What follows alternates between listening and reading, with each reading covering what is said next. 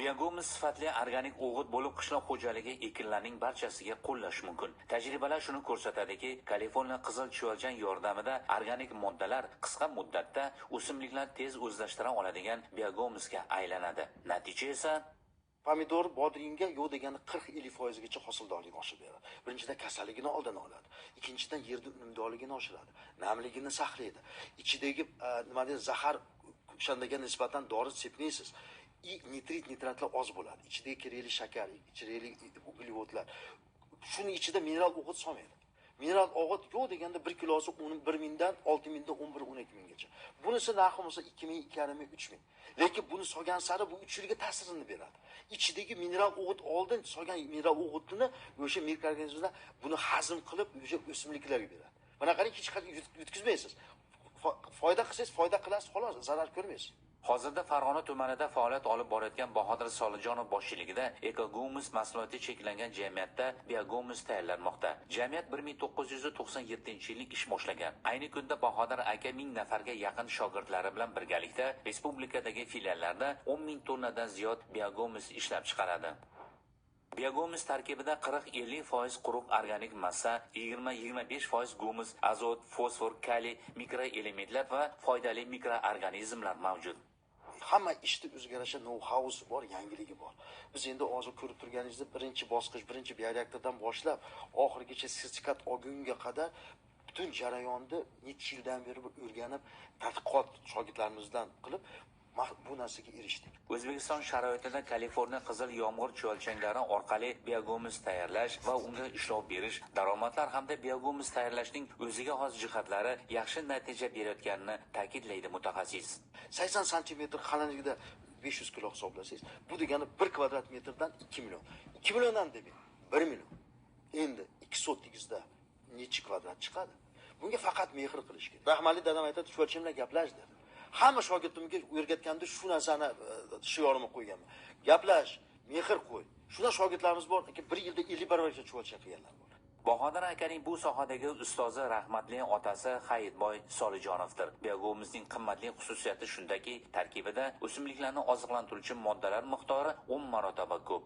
O'sha xonadonlarda qiladigan odamlar bo'lsa, mikrokredit olsin, mablag'i bo'lsa qilsin. O'sha go'ndan 10 barobar biznesda bu, foydasi keltiradigan biznes.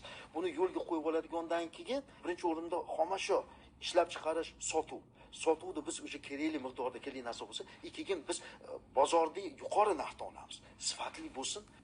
Biogomus tayyorlanib, paxta va g'alladan yuqori hosil olingan. Biogomusni sabzavot va poliz maydonlarida ham qo'llab, ekologik toza mahsulot olish mumkin. Kelgusida qishloq xo'jaligi uchun juda muhim hisoblangan bu mahsulotni tashqi bozorga ham yetkazib berish rejalashtirilgan. Investitsiya vazirligida hozir tender o'tkazilib, 100 ta tashkilotdan bizning tashkilotimiz g'olib chiqqan. Buni dunyoga eksport qilib, hamma yo'nalish boshqa o'rgatish bo'lyapti. Hozir dars o'tilyapti, o'rganyapmiz. Bunlar nima demoqchimanki, eng asosiy eksportga chiqaramiz biz buni. O'zbekiston Respublikasi Prezidentining 2024-yil 13-fevralda qishloq xo'jaligi yerlari degradatsiyasiga qarshi kurashish, tuproqning gumus miqdori va unumdorligini oshirishni qo'llab-quvvatlashning qo'shimcha chora-tadbirlari to'g'risidagi 71-son qarori imzolangan edi. Ushbu qaror ijrosini ta'minlash, tuproq unumdorligini oshirish, mavjud yer resurslaridan samarali foydalanish va qishloq xo'jaligi mahsulotlarini ishlab chiqarish hajmlarini ko'paytirish maqsadida Respublika Vazirlar Mahkamasining qishloq xo'jaligi yerlari unumdorligini oshirish bo'yicha qo'shimcha chora-tadbirlar to'g'risida qarori qabul qilindi. Mazkur qarorning birinchi ilovasiga muvofiq respublikadagi 13 ta tumanning har birida tashkil etiladigan 500 gektarlik ko'rgazmali paxta maydonlarida tuproqni organik modda gumus bilan boyitishga qaratilgan agrotexnika tadbirlaridan foydalanish bo'yicha seminarlarni tashkil etish belgilangan.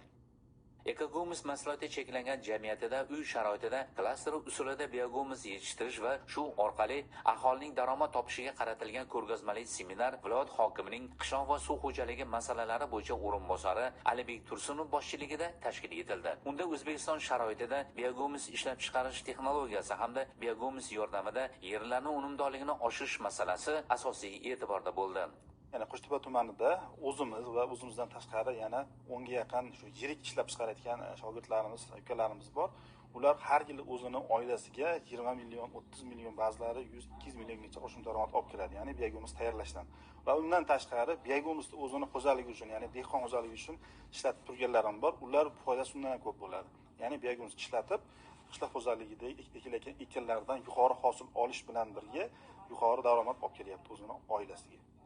Dehqonchilik mahsulotlarini yetishtirishda yerning unumdor bo'lishi muhim jihatlardan biridir. Ayrim hududlarda yerlarning hosil berish ko'rsatkichi kamayishi kuzatilmoqda.